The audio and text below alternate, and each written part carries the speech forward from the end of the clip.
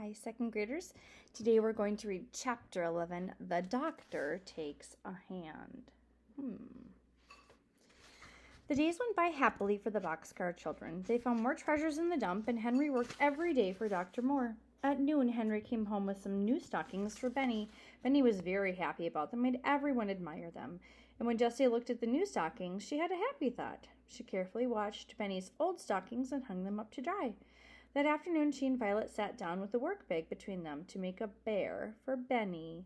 You must make a tail too, Jessie, begged Benny, watching her put on the arms and legs and head.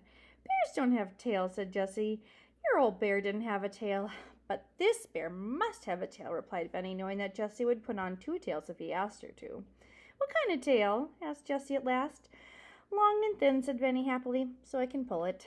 Benny! Cried Jessie, laughing. But she made a tail long and thin, just as Benny had ordered. What's his name, Jessie? Asked Benny, when at last the bear was handed over to him. I haven't thought about a name, replied Jessie. Why didn't you think of a nice name for him?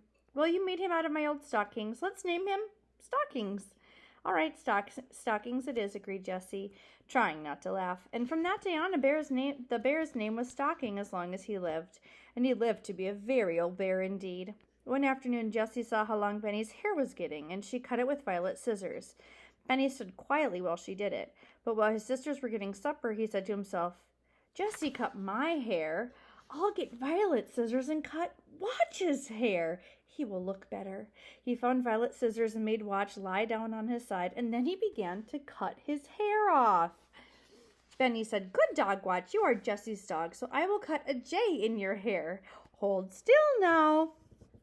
Watch lay still, and Benny began to cut a J. It was not a very good J, but it looked like a little one. Soon Benny had cut off the hair on one side with a J in the middle. He stood admiring his work, and just then Jessie came to see what Benny was doing. Benny! She cried. What are you doing? Then she began to laugh. Oh, Violet, come and see, she called. Watch looks so funny. Jessie laughed and laughed until she almost cried. Violet laughed until she did cry. Then she could not stop crying. She cried and cried. At last, Jessie made up her mind that Violet was really sick. You must go to bed, Violet, she said. She helped her carefully into the boxcar and put pine needles all around her and under her. And she wet a handkerchief in the cold water of the brook and laid it on her little sister's hot head.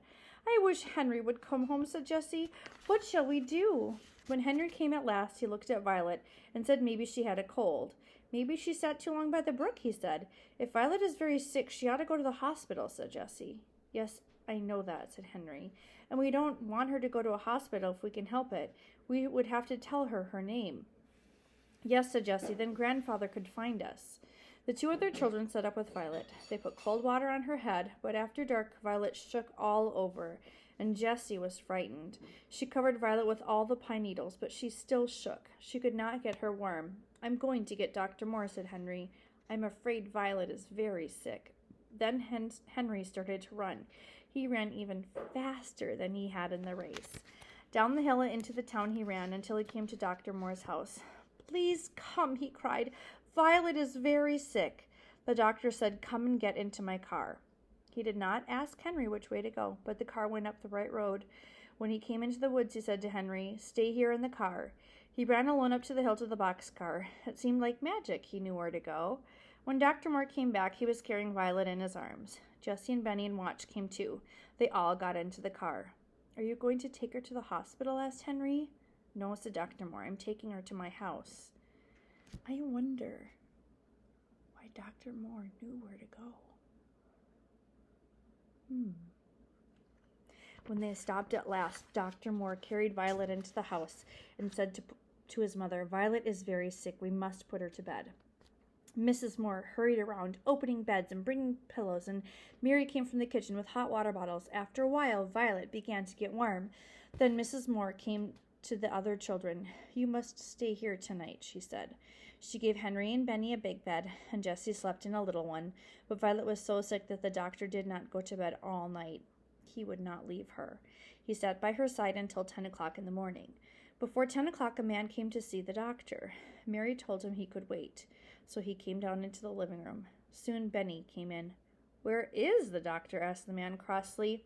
He's up in Violet's room, answered Benny. This means $5,000 to him if he will come down, said the man. Oh, he can't come now, said Benny. What do you mean, boy? Asked the man. What is he doing? Who is the man? He's taking care of my sister Violet, said Benny. She is sick.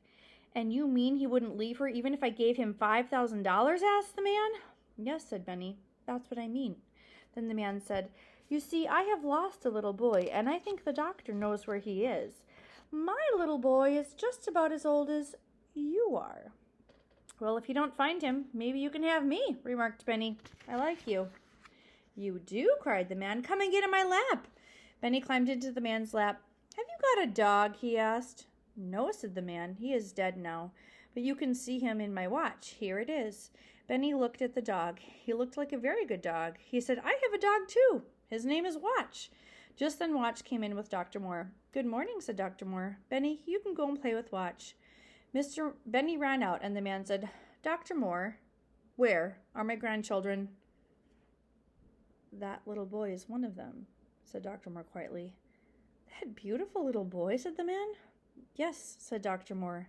They are all good children, but they are afraid of you. They are afraid you will find them. How do you know that? Asked the man. They have changed their name, said the doctor. He looked at the man in a weird way. The big boy changed his name on field day. You saw him then. I saw him? Why did he change his names too? Asked the man. Henry James, said the doctor.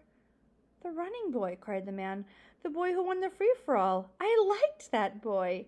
So I am his grandfather.